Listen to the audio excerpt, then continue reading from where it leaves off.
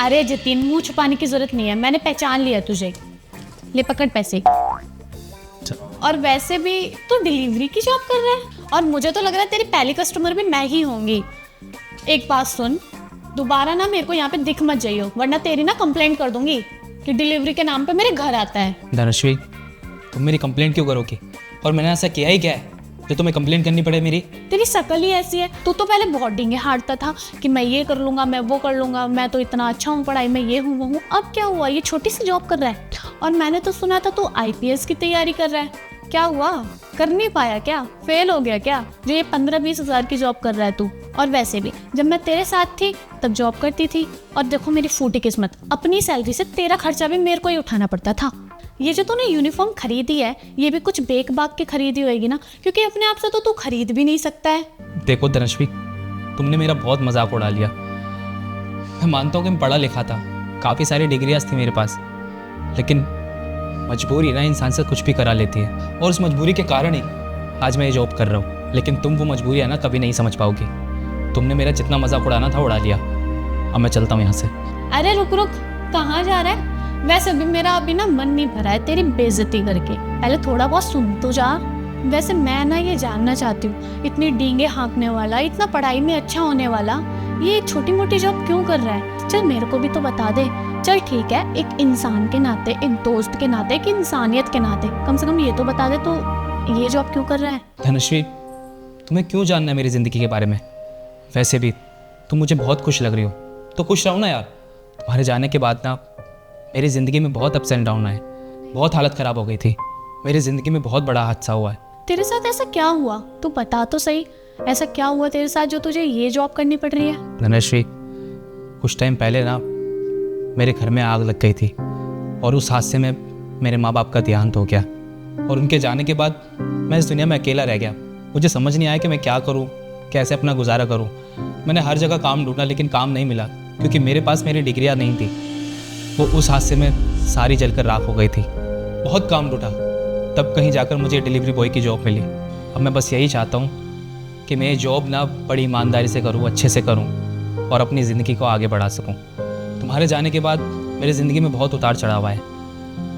मेरे साथ ये मान लो जैसे कि मैं बिल्कुल अकेला हो गया था अपनी ज़िंदगी में। कोई नहीं था, ना कोई सहारा, ना कोई साथ देने वाला, और मेरा घर बार भी सब जल गया था। ये नौकरी मिलने के बाद अब जाकर मेरे हालात थोड़े ठीक हुए हैं। वो जो पुल नहीं था जहाँ पर हम दोनों मिला करते थे, उस पुल के नीचे ही सोता हूँ मैं, जिस नौकरी से 15,000 रुपये मिल जाते हैं। और फिलहाल मैं बहुत खुश हूँ, मुझे और कुछ नहीं चाहिए अपनी ज़िंदगी में।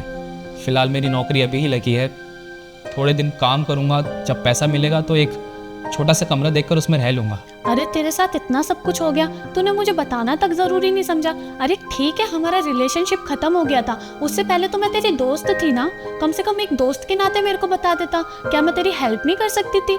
धनश्री, मैं क्यों आता तुम्हारे पास? आज इतने दिनों बाद मैं तुमसे मिला हूँ, और तुमने मुझे मेरी औकात याद दिला दी। और तुम्हें क्या लगता है इस हादसे के बाद मैं तुम्हारे पास आया नहीं हूँगा?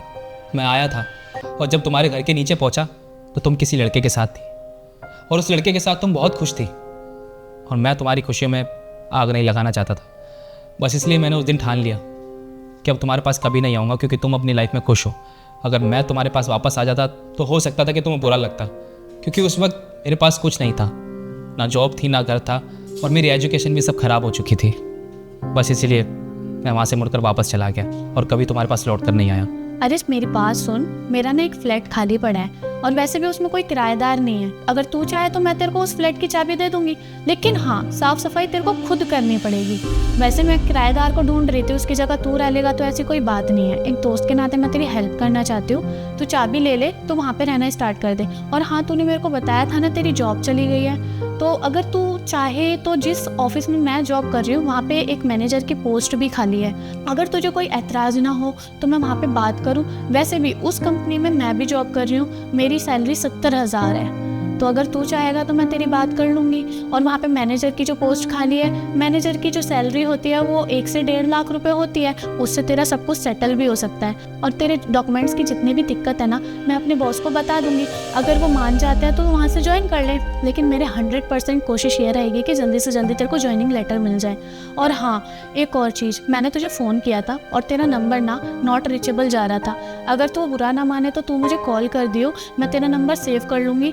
मैं अपने बॉस से बात करके तेरी भी जॉब का सेटलमेंट करवा देती हूँ। हाँ, मेरे से जितना होगा मैं तेरी हेल्प करूँगी, बाकी तुझे खुद देखना पड़ेगा। तेरा बहुत बहुत शुक्रिया जो तूने मेरे बारे में सोचा। आज तक मेरे बारे में इतना किसी ने नहीं सोचा। बहुत बहुत शुक्रिया। मैं तो ये सोच रहा हूँ कि मैं तेरा ये एहसान कैसे चुकाऊँगा। अरे इसमें एहसान की क्या बात है, जितना मेरे से हो पाएगा मैं उतनी तेरी हेल्प करूँगी ना। चल, एक दोस्त के नाते, एक इंसानियत के नाते मैं तेरी हेल्प तो कर रही हूँ कम से कम। मिलते हैं जल्दी, फिर तू जल्दी से मेरे को रिज्यूम सेंड कर दियो, मैं तेरी बात कर लेती हूँ, ठीक है? ठीक है, मैं चलता हूँ।